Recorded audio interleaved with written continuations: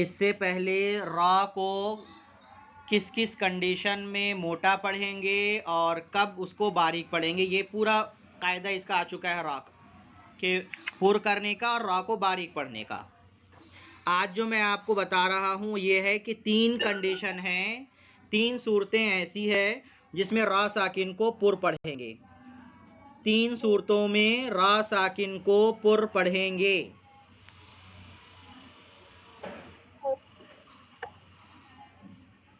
پہلی کنڈیشن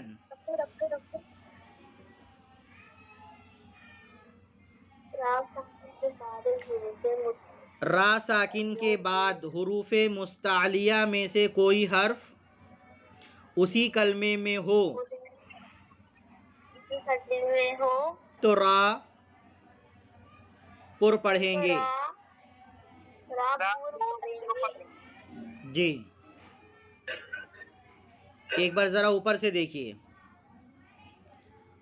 را ساکن سے پہلے زیر ہو تو را باریک ہوتی ہے۔ قاعدہ یہ ہے کہ را ساکن سے پہلے زیر ہو تو را باریک ہوتی ہے، لیکن 3 صورتوں میں را ساکن سے پہلے زیر ہونے کے باوجود را کو پر پڑھیں گے۔ 3 صورتوں میں را ساکن سے پہلے زیر ہونے کے باوجود را کو موٹا پڑھیں گے۔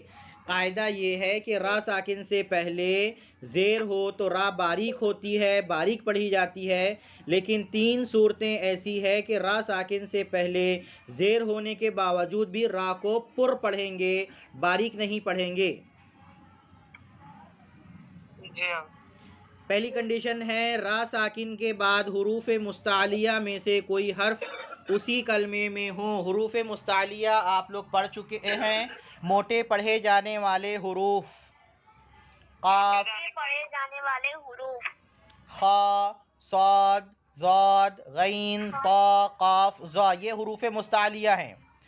را ساکن کے بعد حروف مستعلیہ میں سے کوئی حرف اسی کلمے میں ہو تو را پر پڑھی جائے گی۔ اس کی مثال دیکھیے، ارصاد، ارصاد، یہاں جو را ہے، را ساکن سے پہلے زیر ہے، قاعدے کے مطابق اس کو باریک پڑھنا چاہیے، لیکن را ساکن کے بعد حروف مستعلیہ ہے، اس وجہ سے اس را کو موٹا پڑھیں گے، پر کریں گے، ارصاد، ارصاد۔ دوسری مثال ہے مرصاد، مرصاد۔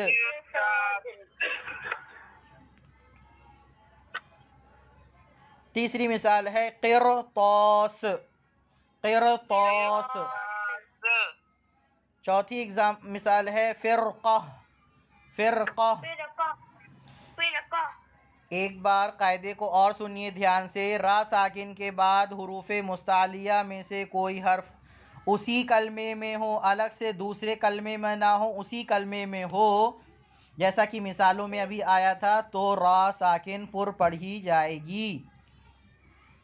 دوسری کنڈیشن، را ساکن سے پہلے زیر عارضی ہو، اصلی نہ ہو، جیسے ارجعی، ارجعی، ارکعی، ارکعی۔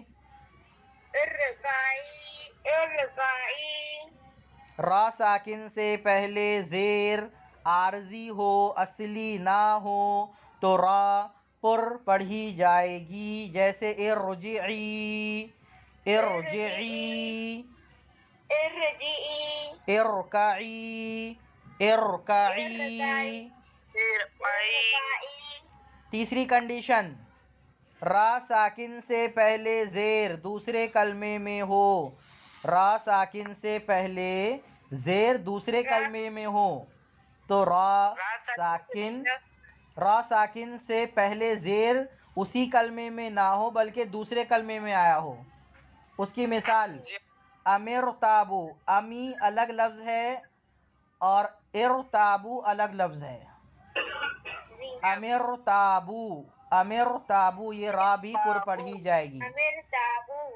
رب ارحمہما، رب ارحمہما،